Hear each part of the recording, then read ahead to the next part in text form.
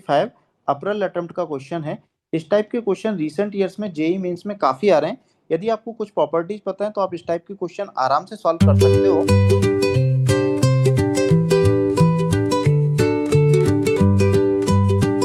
In this question we have given a is a matrix of order 3x3। उसके बाद determinant A की value 5 है। उसके बाद हम लोगों को एक इंफॉर्मेशन और गिवन है, then they are asking value of alpha plus beta plus gamma. तो सबसे पहले जैसे ही हम लोग इस क्वेश्चन को देखते हैं तो हमारे माइंड में ये आता है कि यहाँ पर तो ये डिटरमिनेंट लिखा है, उसके बाद वहाँ यहाँ पर एक कांस्टेंट है, तो इस कांस्टेंट को बाहर निकालने की हमारे पास कोई प्रॉपर्टी होती है क्या?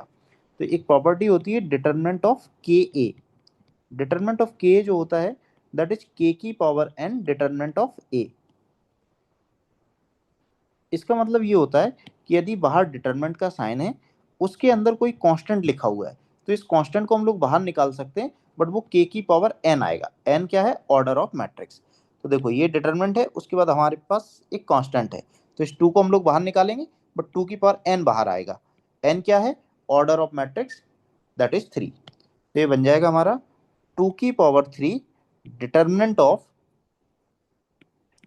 Adjoint of 3a adjoint of 2a, ये बन जाएगा। इसके बाद हम लोग जैसे ही इसको देखते हैं तो ये डिटरमिनेंट है, उसके बाद एडजॉइंट है।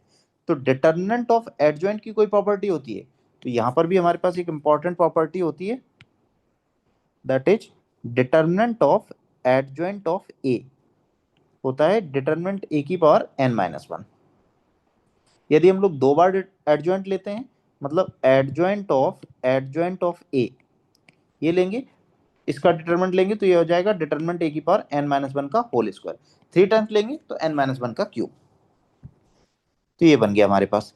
अब यहाँ पर ये एडजॉइंट है, तो इस पूरे को मैं थोड़ी देर के लिए बी की तरह देख रहा हूँ, ये बी है, तो ये ऐसे लिखा है एडजॉइंट ऑफ बी।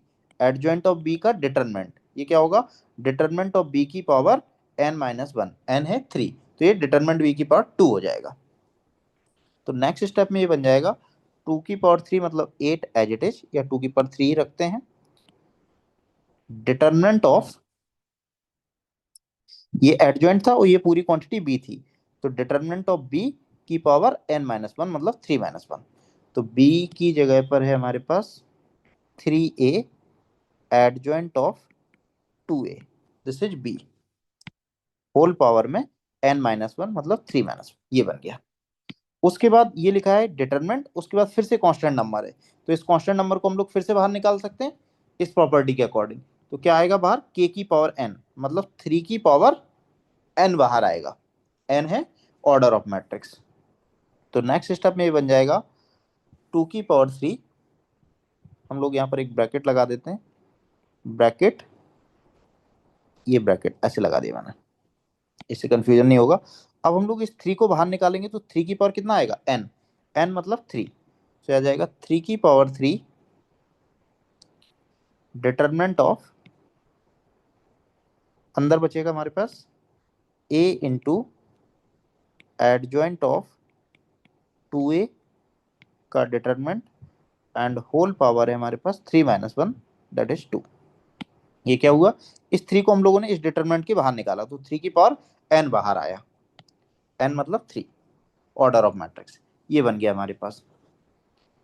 अब इसको थोड़ा सा सिंप्लीफाई कर सकते हैं, नहीं करना सिंप्लीफाई तो एक प्रॉपर्टी हमारे पास और होती है, that is also very very important, determinant of A B. Two matrix के मल्टीप्लीकेशन का यदि हम लोग डिटरमिनेंट ले रहे हैं तो हम उन दोनों को सेपरेट कर सकते हैं, determinant of A into determinant of B. एक प्रॉपर्टी ये होती है, दो मैट्रिक्स है हमारे पास A into B, A and B, दो मैट्रिक्स हैं ए एंड बी, उन दोनों के मल्टीप्लीकेशन का डिटरमिनेंट यदि हम लोग ले रहे हैं तो उन दोनों को हम लोग सेपरेट कर सकते हैं। तो यहाँ पर एक मैट्रिक्स हमारे पास ए हो गया और दूसरा मैट्रिक्स ये हो गया। तो नेक्स्ट स्टेप में ये बन जाएगा 2 की पावर 3 ब्रैकेट में 3 की पावर 3, ये बनेगा determinant of A into determinant of adjoint of 2a and whole power में है 2, ये बन जाएगा। अब डिटरमिनेंट ए की वैल्यू हमारे पास 5 के बने, तो ये तो 5 हो जाएगा। तो नेक्स्ट स्टेप में बनेगा 2 की पावर 3 इंटू 3 की पावर 3 इंटू 5, 5 तो आ गया इस डिटरमिनेंट ए की वैल्यू। अब adjoint of two A, determinant of adjoint, तो डिटर्मिनेंट ऑफ एडजॉइंट की ये प्रॉपर्टी होती है, क्या बनता है, डिटर्मिनेंट ए की पावर n माइनस वन, ए की जगह पर यहाँ पर क्या है, ये पूरा है, ये मतलब ऐसे लिखा है determinant of adjoint of B, तो ये बन जाएगा डिटर्मिनेंट बी की पावर n माइनस वन, 3 - 1 मतलब 2 बन जाएगा, और बी की जगह पे कितना है 2a, so this will be